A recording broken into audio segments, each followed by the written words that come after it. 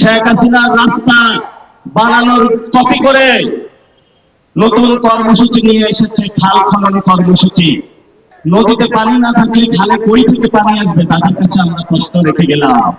আন্তর্জাতিক বিমানবন্দরে প্রত্যেক দিন বাংলাদেশি নাগরিকের 13 জনের লাশের কফিন শাহজালাল বিমানবন্দরে নামে। বিদেশের যে এম্বাসি গুলা রয়েছে, বাংলাদেশি মানুষের ট্যাক্সের ডলার গুনে আমরা দেখে এসেছি, প্রবাসী ভাইরা যখন ওই এম্বাসি গুলাতে যায় তাদেরকে দূর দূর করে বিদায় করে দেয়, অথচ আমার পকেটে প্রত্যেক দিন আমরা যে ট্যাক্সের টাকা দিয়ে থাকি, সেই টাকা দিয়ে তারা হলো প্রত্যেক দিন বিদেশে আয়েশ লাক্সারি জীবন যাপন করে।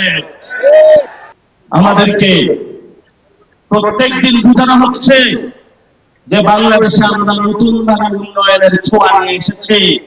উন্নয়নের যে ট্রেন, সেই ট্রেন খুনি সন্ত্রাসী হাসিনা চালু করে দিয়ে গিয়েছিল। খুনি হাসিনা বানাইছে রাস্তা, 100 টাকার মধ্যে 90 টাকা চুরি করেছে, আর 10 টাকা দিয়ে রাস্তা বানিয়ে রাস্তার মধ্যে হলো বাস ঢুকিয়ে দিয়েছিল। এখন নতুন করে শেখ হাসিনার রাস্তা বানানোর কপি করে নতুন কর্মসূচি নিয়ে এসেছে খাল খনন কর্মসূচি।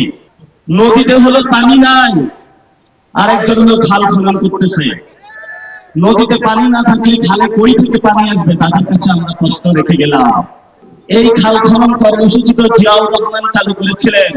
বাপের যে পিআর ক্যাম্পেইন, সেটা তাদের সন্তান চালু করেছে।